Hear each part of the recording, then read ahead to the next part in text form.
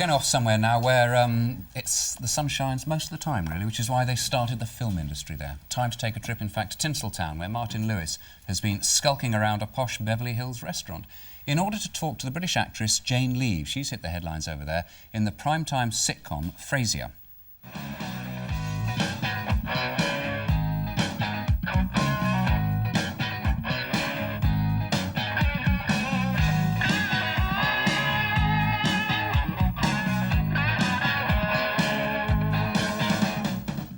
Good morning, Anne and Nick. Martin Lewis here in a Hollywood happily restored to its normal sunny self.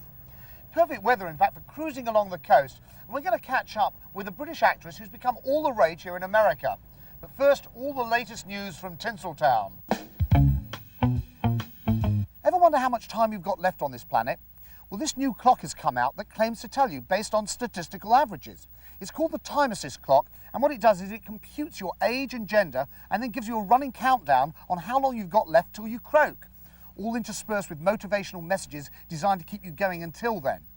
I don't reckon it very much because, you see, it doesn't take into account any personal factors such as how many T-bone steaks you eat every week. Now, according to this, my time's up. We're all familiar with the famous Barbie doll and dolls based on stars such as Madonna. This Madonna doll is correct in every detail. Well, brace yourselves, now comes news of the ultimate superstar doll. Barbara Streisand is seriously considering having her likeness turned into plastic. If that happens, I'm really hoping it'll come with a full set of wigs, because I really like that dodgy perm she had in the late 70s. American TV viewers have always had a soft spot for British actresses who come to Hollywood. Everyone from Angela Lansbury and Joan Collins to Jane Seymour and Amanda Donohoe. But one of the biggest names on American TV right now is a British actress that you may not be that familiar with. Her name is Jane Leeves. You know, my uncle was a political writer for one of those London tabloids. I can still remember his biggest scoop. The headline read, "High-ranking politician caught wearing women's clothing."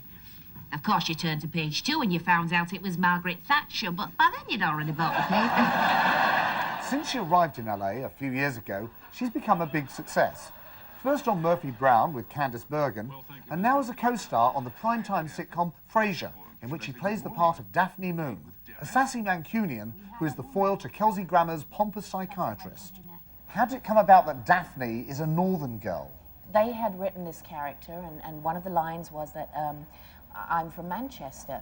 So I thought, well, that's what they want. So I went in and did the accent, and they said, well, that's great, you know, what's the accent? I said, well, it's Manchester. You wrote in the script Manchester. Oh, is that a different accent? I said, yes. So they said, well, it's great. All we're concerned about is it working class? Because we really wanted to be working class. They said, oh, yes, it's working class. So, you know, they really didn't have a clue as to what they'd written. The show's really successful. It must have had a great impact on your personal life. It's difficult now, you know, to go into a shopping mall. I used to be able to wander around a shopping mall looking like a real old hag, and I still do, you know, but people look at you now. So you do sort of feel a bit of pressure to put a bit of mascara on when you go out, because you do attract a glance or two, you know. But basically people here are so used to seeing celebrities. I mean, I followed Clint Eastwood around the supermarket pushing his trolley, you know, and nobody batted an eyelid, so they're not going to worry about me, are they? He's the perfect gentleman, is Derek. Before coming to LA 10 years ago, she worked in England as a model and doing bit parts on Benny Hill. So what lured a girl to Hollywood after life in East Grinstead? One day I just sort of got it into my head that I'd do it, and I picked up my suitcase and $1,000 and landed here. You know, if I'd have known how hard it would be when I first came here, I probably wouldn't have come, but I had nothing to lose. Nobody knew who I was. And I was determined to make it.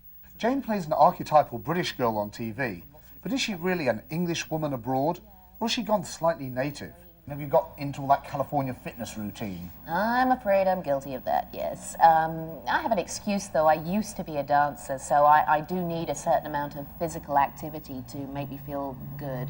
But yes, I have a private trainer. He's more of a friend, actually. And, you know, I do work out, and I have a little stair machine at home. So I am guilty of that. But I still smoke, and I still drink, and I still eat meat. And so, you know, not totally. I work out so that I can do that. Well, the success of a fellow Brit on American TV gives hope to all of us exiles. I've just got to polish up on my northern accent. Hey, see you next week. Cheers, Martin. And when was the last time you walked on that beach and who with? Oh, with Pierce Brosnan. You don't say with me, do you? Oh, you It's were there Pierce as well. Brosnan, you remember? Tried, yes. Tried to forget. Tried to sometimes. shake me off, didn't you? Just tried, yeah. It's quite a few years ago. Anyway, incidentally, now, that programme, Frasier, has just won an American Golden Globe Award. That's right, it's So brilliant as well, it's congratulations, really good. Yeah. But I tell you what, Martin Lewis has worked too long there. If he has to ask the question, so what lures a girl from East Grinstead to Hollywood? I mean, if he has to ask it.